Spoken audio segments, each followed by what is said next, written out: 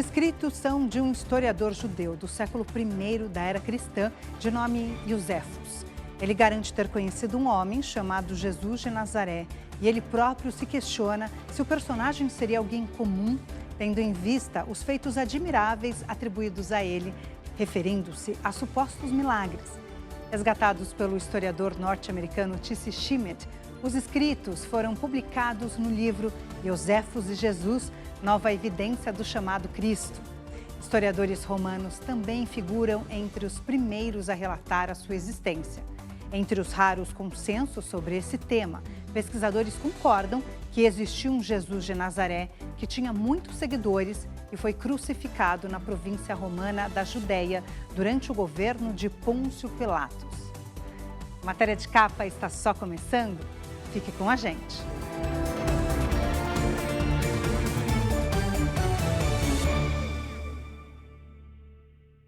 Um dos escritos do historiador Iosefos, resgatados pelo professor T.C. Schmidt, afirma que os seguidores do homem chamado Jesus de Nazaré não o esqueceram depois que ele foi crucificado e adotaram seus ensinamentos religiosos. O livro Iosefos e Jesus, Novas Evidências da Existência de Cristo, se baseia nos escritos de Iosefos, também chamado de Flávio Iosefo, chamados de Testemunho de Flávio, ou do latim Testimonium Flavianum. Seus relatos fazem parte da obra Antiguidades Judaicas, publicada no século I. Entre outras afirmações, Iosefos dizia: havia nesse tempo Jesus, um homem sábio, se é que é certo chamá-lo de homem, porque ele foi autor de coisas admiráveis. Uma referência, segundo se acredita, a possíveis milagres.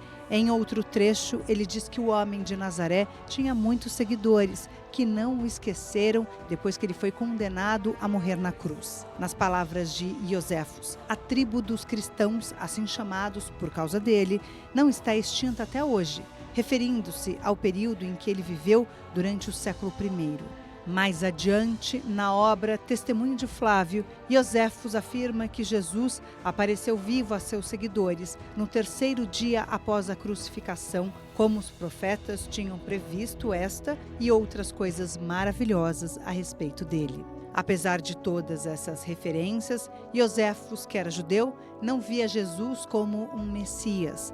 Ele seguia a crença judaica de que o Messias ainda não veio, mas um dia virá para trazer a paz e a justiça ao mundo. Uma das versões do testemunho traz o seguinte relato: a natureza e as atitudes do homem eram humanas, mas a sua aparência e suas obras eram divinas, e os feitos que realizava eram surpreendentes.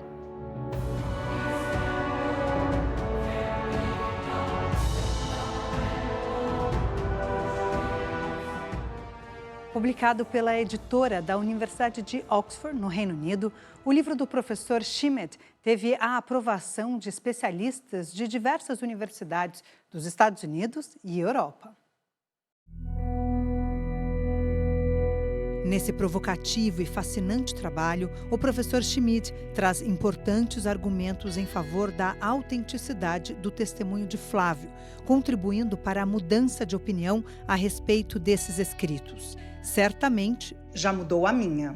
A afirmação é de Jack Thanos, professor de História da Universidade de Princeton, Nova Jersey, Estados Unidos. Para o professor Harold Ettridge, da Universidade de Yale, o livro traz uma ampla e sofisticada análise sobre o assunto e demonstra aos estudiosos da era cristã que os escritos de Iosefos não podem ser ignorados.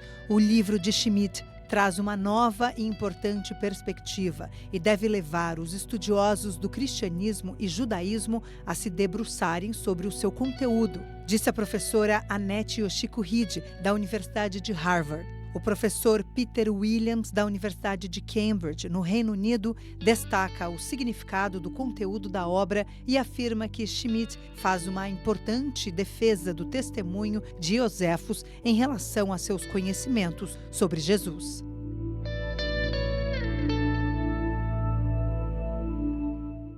Um historiador romano foi um dos primeiros a apontar em seus registros a existência de um homem a quem chamavam de Cristo.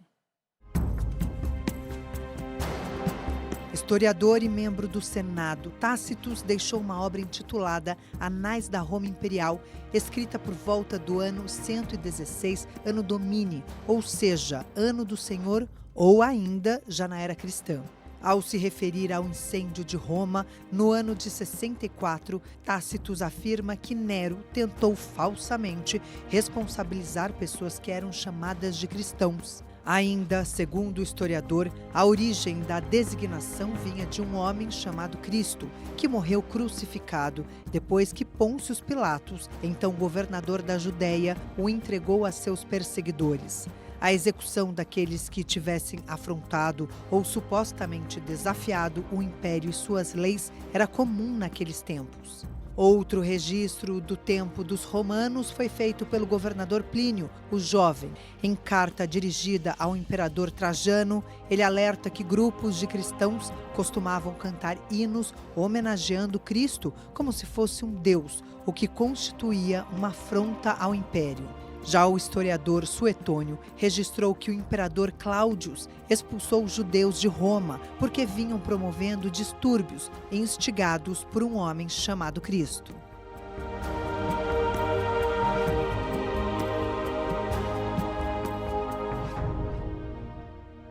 Nenhuma outra figura influenciou tanto a atual civilização nesses 2 milênios como Jesus Cristo. E nenhuma filosofia ou crença política pode ser comparada ao impacto dos ensinamentos atribuídos a ele, ou seja, o cristianismo. Agora vamos ver a diferença entre história e fé.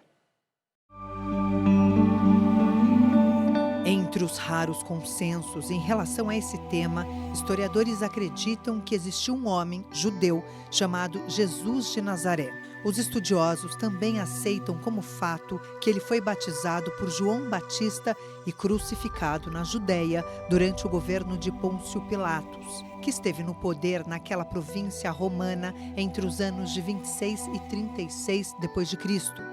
Para além da história, a maioria dos relatos descritos na Bíblia estão na esfera da religião. Para os historiadores, é preciso separar o Cristo da fé, como é retratado no Novo Testamento, da figura histórica da qual pouco se sabe. Independente de comprovações históricas, o fato é que nenhuma outra crença religiosa influenciou tanto a atual civilização como o cristianismo.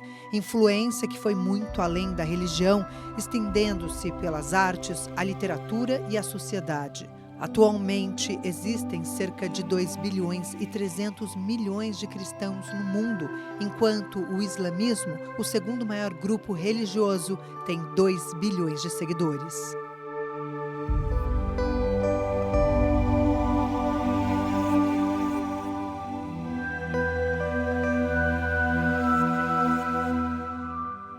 Assim como nenhum outro personagem influenciou tanto a civilização atual, nenhum livro teve tanto impacto como a Bíblia, que continua sendo mais vendido em todo o mundo. Traduzida para cerca de 2.000 línguas e dialetos, a Bíblia circula no mundo inteiro, com raras exceções como a China e a Coreia do Norte. A cada ano são vendidos dezenas de milhões de exemplares. O nome Bíblia vem do grego Bíblia, que significa livros. É o plural de Biblion, ou livro, que vem do nome da cidade fenícia Biblos, onde se produziu material de escrita na antiguidade. O papiro, produzido pelo junco do mesmo nome, de onde vem a palavra papel. Escritos por diversos autores, os textos que compõem a Bíblia datam de um período que vai de séculos antes de Cristo ao ano 100 da era cristã. A Bíblia é formada pelo Antigo Testamento, que conta a história de um povo, Israel. A segunda parte, o Novo Testamento, conta a história de um homem, Jesus. Enquanto os acontecimentos do Antigo Testamento abarcam um período de mais de 1.500 anos, os eventos do Novo Testamento limitam-se ao curto espaço de 100 anos, que inclui o nascimento de Jesus, sua morte e os ensinamentos atribuídos a ele.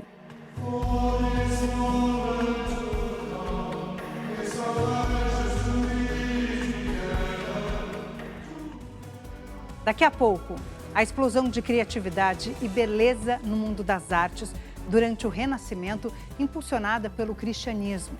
E ainda, arqueólogos fazem novas descobertas na Igreja do Santo Sepulcro, em Jerusalém.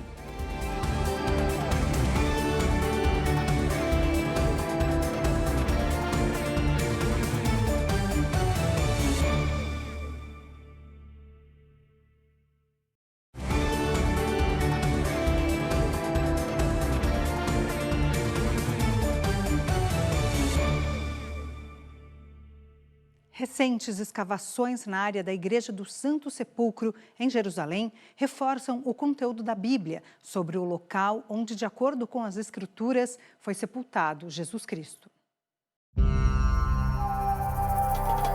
As pesquisas foram conduzidas por arqueólogos da Universidade Sapienza de Roma. De acordo com os pesquisadores, foram descobertos vestígios de uma planta mencionada no livro de João, que data do ano 33, era cristã, quando Cristo teria morrido.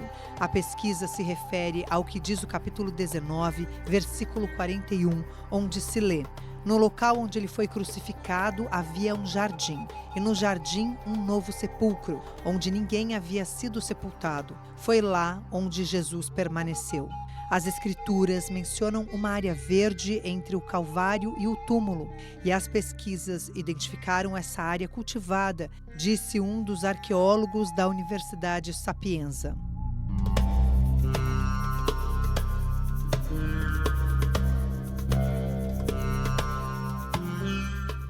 Ao longo da história, foram muitos os pensadores que promoveram uma aproximação entre o cristianismo e a filosofia, ou seja, uma ligação entre a fé e a razão.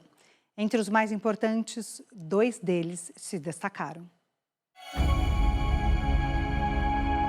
Agostinho de Hipona, que mais tarde viria a se tornar Santo Agostinho, nasceu em Tagaste, norte da África, onde fica a Argélia. Na época, a região fazia parte do Império Romano. Depois de uma juventude movimentada, ele se converteu ao cristianismo. Entre dezenas de obras, deixou 2 consideradas especialmente importantes: Confissões e A Cidade de Deus. Entre outros temas de difícil compreensão, ele enfrentou a seguinte questão: por que Deus, se é todo-poderoso, não vence a batalha do bem contra o mal? Para explicar isso, ele desenvolveu a teoria do livre-arbítrio, que consiste no seguinte: os seres humanos, ao contrário dos animais, têm o poder da razão e podem escolher entre o bem e o mal. Dependendo da opção, terão um preço a pagar. Não fosse assim, completa Agostinho, seriam todos marionetes. Outro pensador de destaque entre os filósofos cristãos é São Tomás de Aquino. Ele viveu no século XIII, na região onde hoje fica o Lácio, na Itália. Autor da Suma Teológica, obra estudada ao longo dos séculos, ele é considerado um dos expoentes da chamada escolástica, um método de pensamento crítico que concilia a fé cristã com um sistema baseado na razão.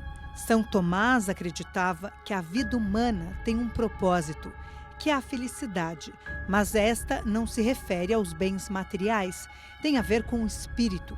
Além disso, uma vez alcançada, a felicidade não é eterna, pode-se perdê-la dependendo das escolhas feitas ao longo da existência.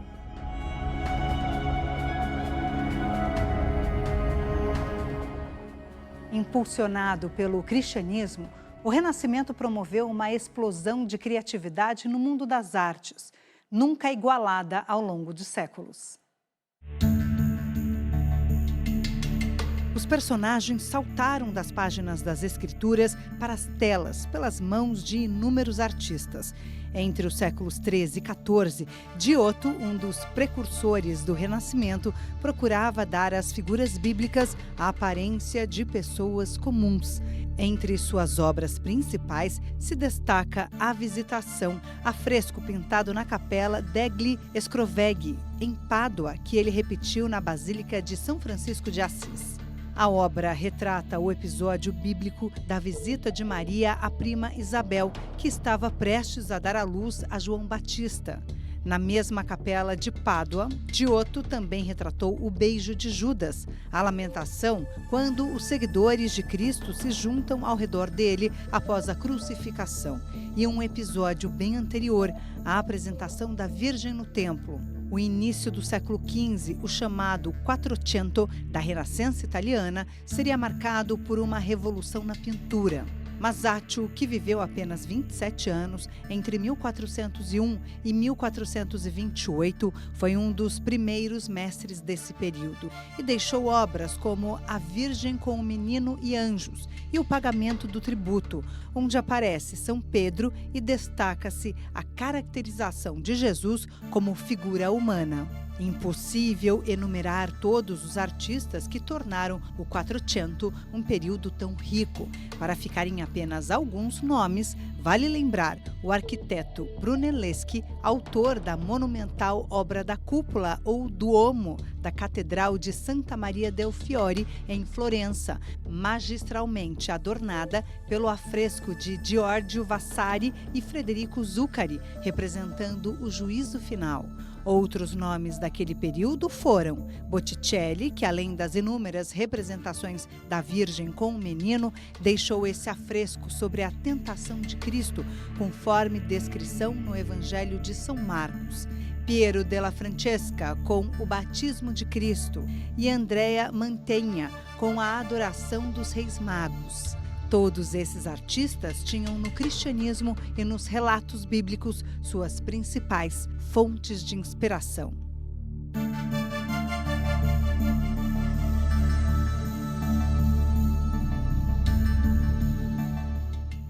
O período situado entre o final do século XV e boa parte do século XVI foi de uma riqueza excepcional para o mundo das artes. Em nenhum outro momento na história, tantos gênios conviveram ao mesmo tempo. Eles não se restringiam apenas aos temas religiosos. Alguns se inspiravam tanto nos relatos do cristianismo como em tradições mitológicas. Tiziano, por exemplo, deixou esta Madonna, mas também um Davi e Golias, além da Virgem de Urbino. Tintoretto imaginou assim Maria com o menino e também como Cristo teria sido retirado da cruz. Rafael, nascido em Urbino em 1483, viveu apenas 37 anos, mas na curta existência deixou obras memoráveis, como a Escola de Atenas, uma alegoria sobre o conhecimento filosófico tradicional, onde um grupo de pensadores se reúne em torno de Aristóteles e Platão. Já em A Ressurreição, a Transfiguração e a Multiplicação dos Peixes, conforme o relato bíblico, Cristo é o centro de tudo. Em 1452, na localidade de Vinci, perto de Florença, nascia um dos maiores gênios que a história já conheceu. Pintor, escultor, anatomista, inventor, matemático e muito mais. Leonardo da Vinci também se dedicou a levar para as telas os relatos do cristianismo, o que resultou em algumas obras-primas, como em A Anunciação, representando o momento em que o arcanjo Gabriel anuncia a Maria que ela havia sido escolhida para ser a mãe de Jesus, de acordo com o Evangelho de Lucas. A Adoração dos Magos mostra a Madonna e o menino. Aqui, São João Batista. E ainda, a reprodução da Última Ceia no afresco para a Igreja Santa Maria delle Grazie, em Milão, representa o momento em que Jesus se despede dos apóstolos antes de ser preso e crucificado. Pelas mãos de outro mestre do período, aqui se vê a criação de Adão, o afresco pintado por Michelangelo no teto da Capela Sistina. É o episódio do livro de Gênesis, em que Deus cria o primeiro homem. Na parede do altar da capela, ele deixou registrada sua visão do juízo final, o momento em que, conforme a narrativa bíblica, os eleitos são escolhidos para subir ao céu. Os afrescos da Capela Sistina iriam se tornar um dos maiores símbolos do cristianismo e um aceno à fé de seus milhões de seguidores. Mas o gênio de Michelangelo não se limitava à pintura, como ele deixou claro em seu Davi. E mais ainda, na esplêndida Pietà, a representação de Jesus morto nos braços de Maria. A escultura que fica na Catedral de São Pedro, no Vaticano, é considerada um dos maiores tesouros na história da arte. Difícil imaginar que de um bloco compacto de mármore iriam surgir traços tão delicados. E mais difícil ainda é resistir ao apelo da mensagem.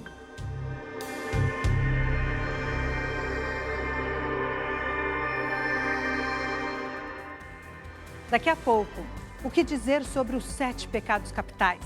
Você acha que já cometeu algum? E ainda, a viagem imaginária de Dante Alighieri, que resultou na obra-prima A Divina Comédia.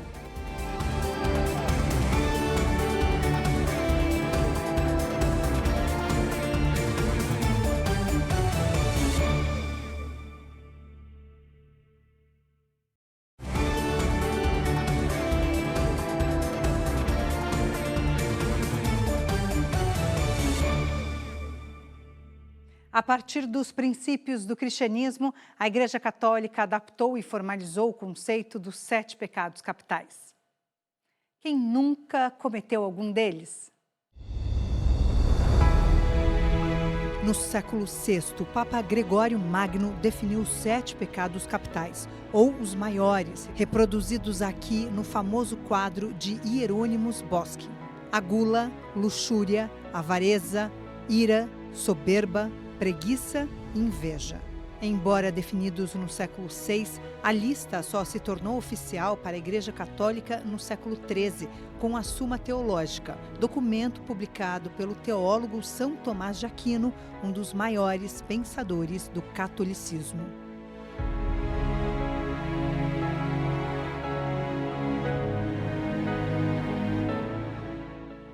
A ideia do pecado está presente em inúmeras obras, mas poucos foram os autores que a exploraram, como Dante Alighieri, em A Divina Comédia. Nascido em Florença, no ano de 1265, ele entrou para a história como um dos maiores nomes da literatura universal. A Divina Comédia é dividida em 3 partes: Inferno, Purgatório e Paraíso. É justamente na primeira parte que os pecados capitais aparecem, entre os chamados 9 círculos do inferno. Em seu relato, Alighieri imaginou uma viagem em companhia do poeta romano Virgílio pelos degraus de sofrimento de um suposto inferno existente no interior da terra. Quanto mais se desce, maiores os pecados e os sofrimentos. No caminho, ele encontra papas, reis, príncipes e heróis, cada um com seus pecados. Dos 7 capitais, ele incluiu a gula, a ganância, a luxúria e a ira. Mas acrescentou outros como a violência, a fraude, a heresia e a traição. Além de reservar um lugar para os pequenos pecadores, que chamou de virtuosos pagãos, situado no início da caminhada. Muito além do contexto de religião e pecado, o livro é uma alegoria para aquele período da história de Florença, quando Dante Alighieri serviu como militar e político e testemunhou todos os tipos de vícios entre seus contemporâneos.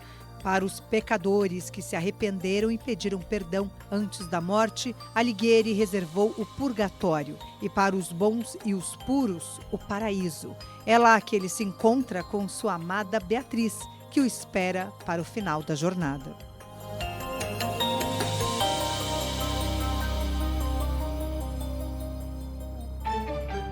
O que teria acontecido com a atual civilização nesses 2000 anos de história se não tivesse existido o cristianismo? Jesus Cristo é o personagem mais influente nesses 2 milênios e os ensinamentos atribuídos a ele contribuíram para moldar o mundo como o conhecemos. Na ausência de comprovação científica, ficaram os registros de historiadores romanos do Novo Testamento e de outros escritos do século I. Da religião aos costumes e tradições, as ideias sobrevivem, como as comemorações do Natal, o nascimento de Jesus, que mobilizam bilhões de pessoas em todo o mundo. O Matéria de Capa fica por aqui, nós voltamos na próxima semana, nesse mesmo horário. Até lá!